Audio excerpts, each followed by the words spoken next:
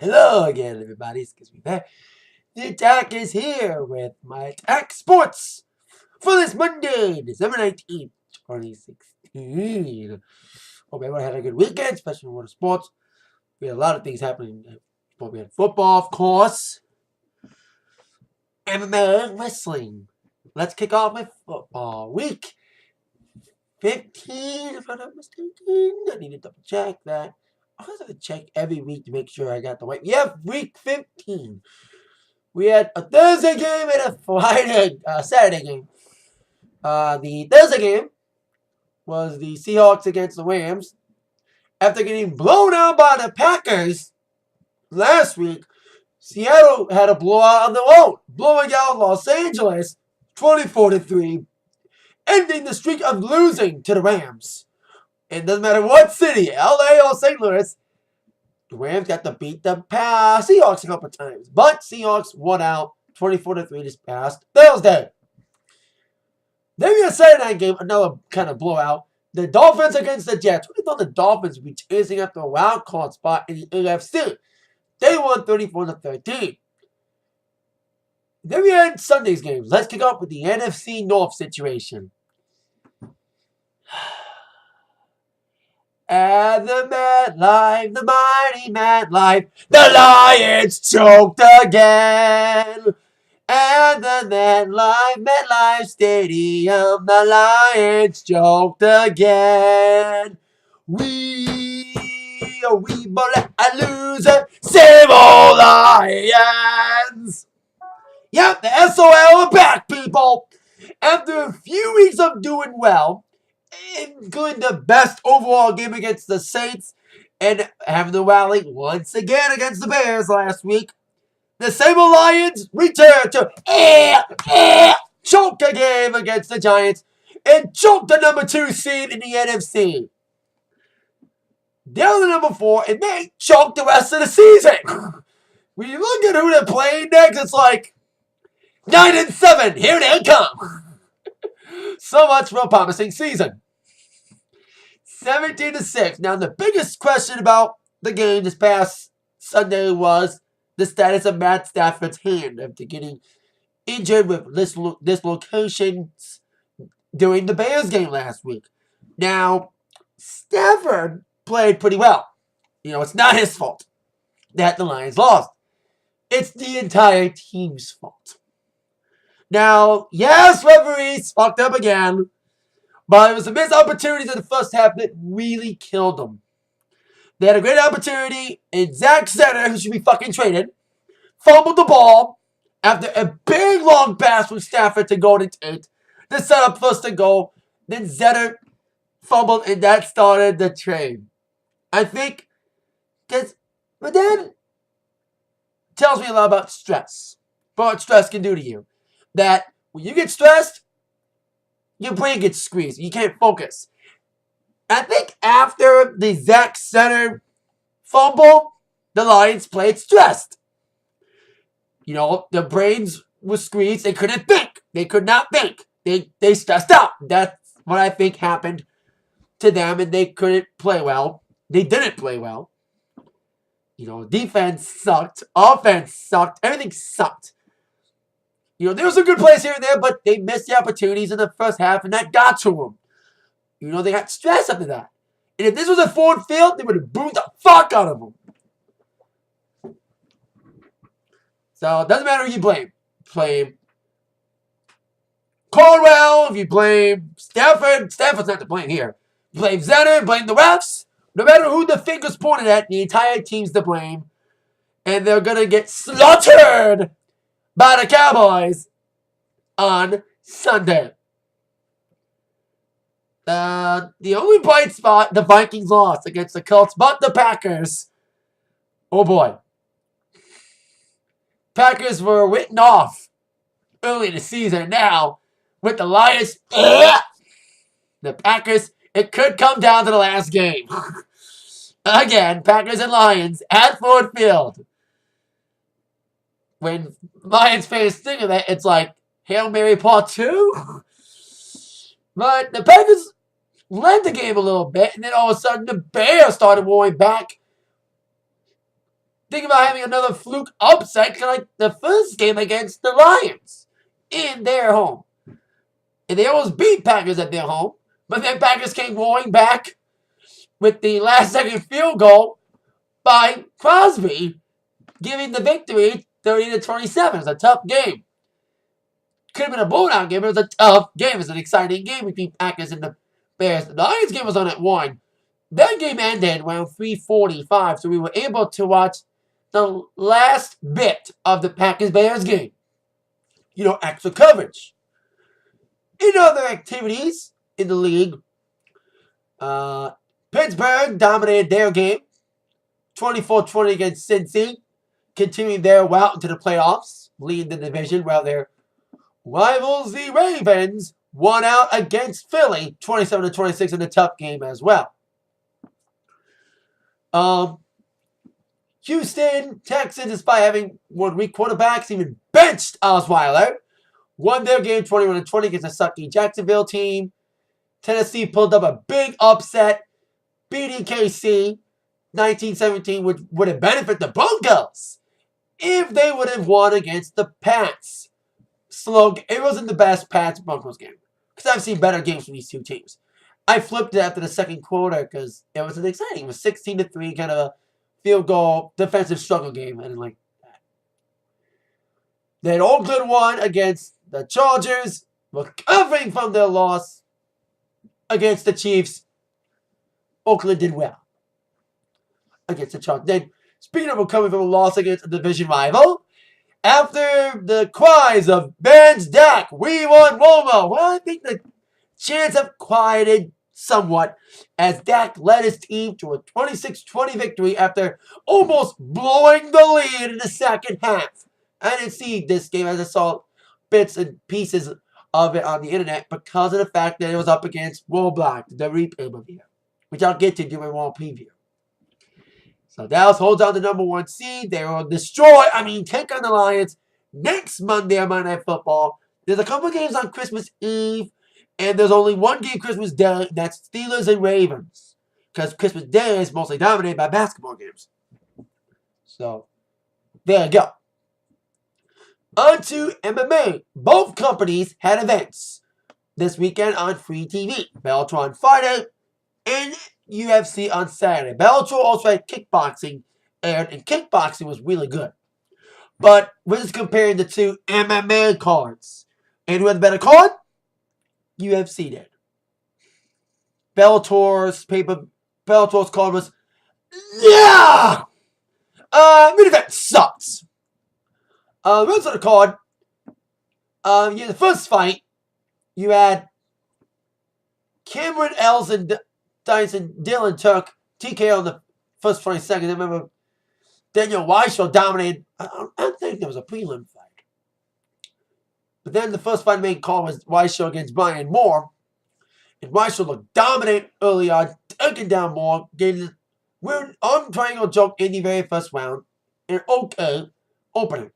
Then the second fight, the women's fight, was, if you can call anything the best, this was best fight of the night for the main card. This was a very exciting fight. Good action. Great exchanges for both women. This Sinead chick looked dominant. Beating the crap out of Lena, taking her down a few times. And just really looking good in this fight, getting the victory in her home country of Ireland. And Lena gave him a fight too. Lena's the Greek girl, and she's trying her best, but she's got outmatched with a Sinead chick. I think the first one she couldn't finish. Then our co-main event, featherweight division, James Gallagher, not James Gallagher in WWE.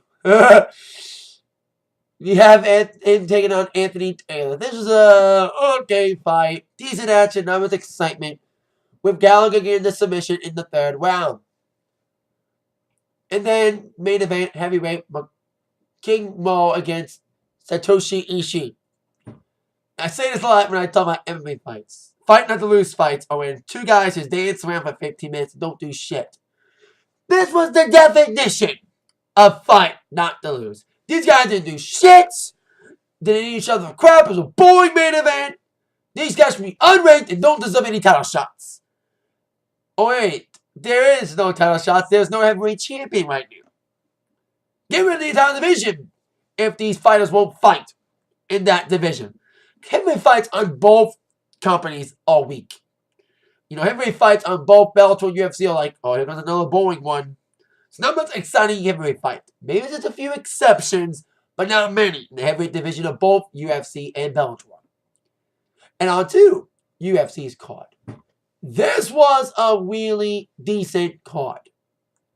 Some good action. Kicking off with our first fight in the welterweight division. Alan Joban against Mike Perry. Joban looked great in his fight. Some decent action here. A little bit of excitement with both guys jockeying for position. But Joban looked dominant the entire fight. Perry had some shots here and there. But Joban just nailed Mike Perry. Vicious shots. He almost knocked him out a little bit. In that first round, like the first 2 rounds were the best rounds. You know, Joban just beat the shit out of him. He almost knocked him out a couple times in those first 2 rounds. But it slowed down a bit after that first round because Joban used a lot of energy in that first round. Second and third round was slower, but it was still a decent open up with Joban getting the victory. In the bantamweight division, in his retirement fight, Uriah Faber taking on Brad Pickett. Now, this was a really good fight. It was kind of one-sided. Pickett did well. You know, he tried his best, but he was outmatched here by Uriah Faber in his very last fight in his hometown.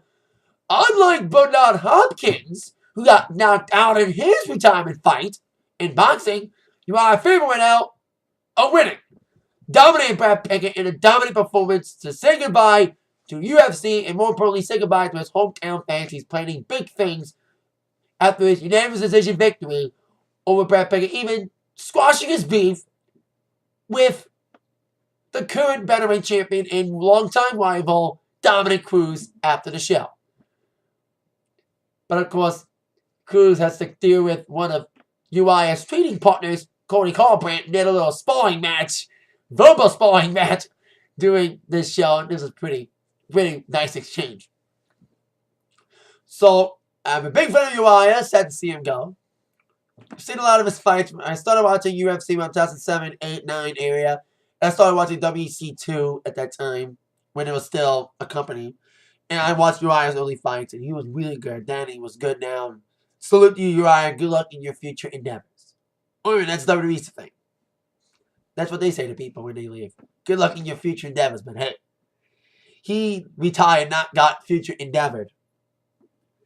Now, speaking of that, we had a guy who beat a WWE guy in his first pro fight, referring to CM Punk. Mickey Gall was in action against Sage Northcutt. I did not see the Mickey Gall CM Punk fight.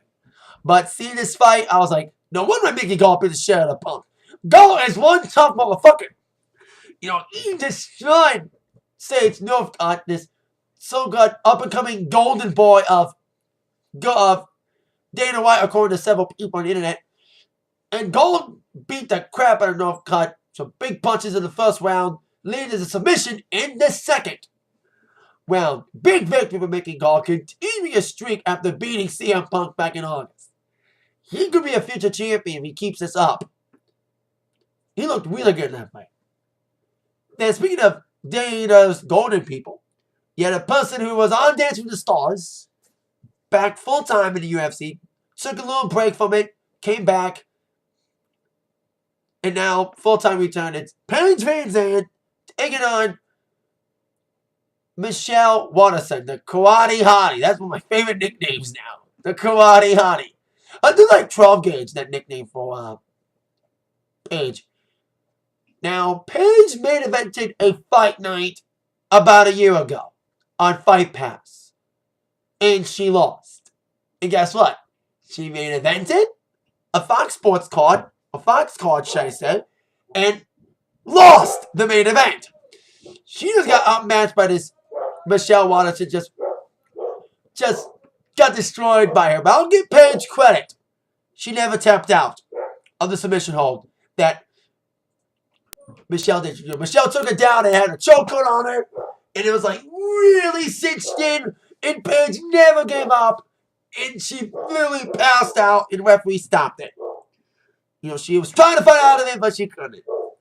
So I'll give Paige credit for that, for not tapping out to that submission. And she'll come back a better fighter from this one. Another devastating main event lost. Maybe she should win some more fights in a row before putting it back in the main event. That's all I gotta say. No, her last main event was a Fight Pass card. This is her first television main event. And she lost again. So they're like putting Sasha in a pay-per-view match. She always loses. Why the hot potato? You know, Paige losing in the main event every time is like Sasha Banks losing every time she's in a pay-per-view title match. Why? With that segue, Raw preview for the night, the aftermath of Raw Block. My reviewers on this channel, and Raw Block was, in many people's eyes, basically a Raw episode. It was okay.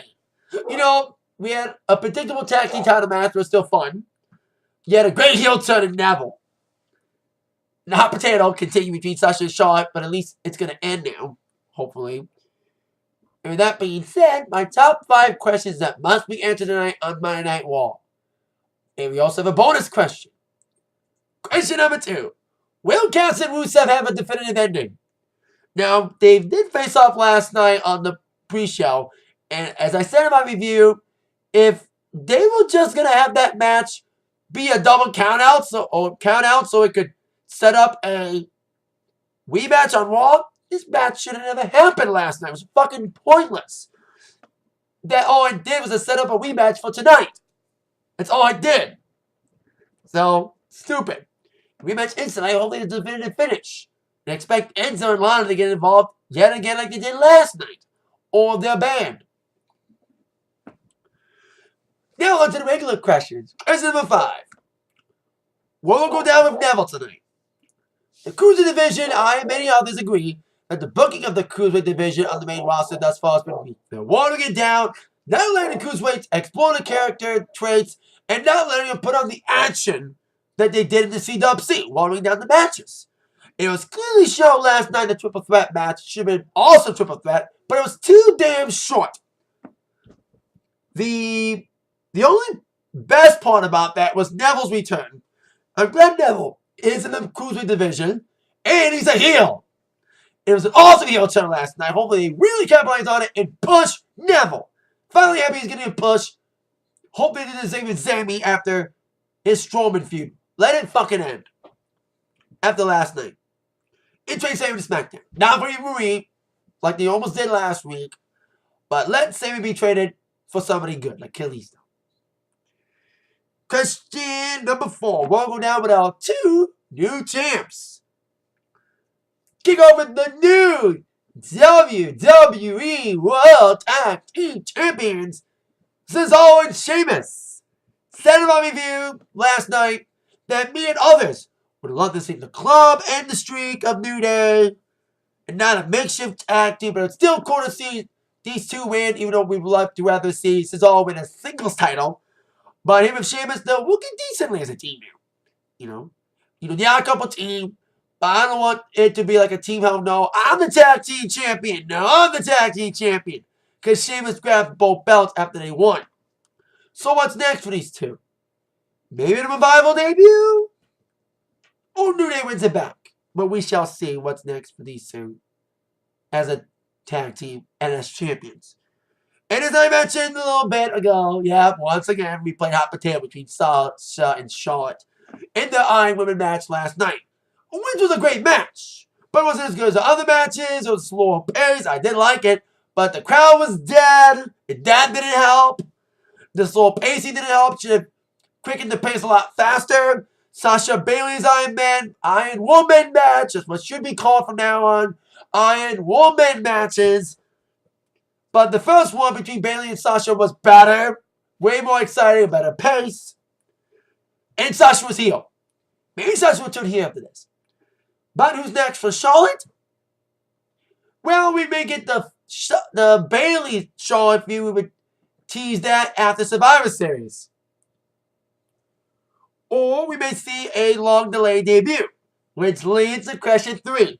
When Melina finally debut tonight. They put a bait and switch last week. Oh, and Melina's debuting tonight. Nah, she's not debuting tonight. Getting the bonus clay Ava Marie treatment.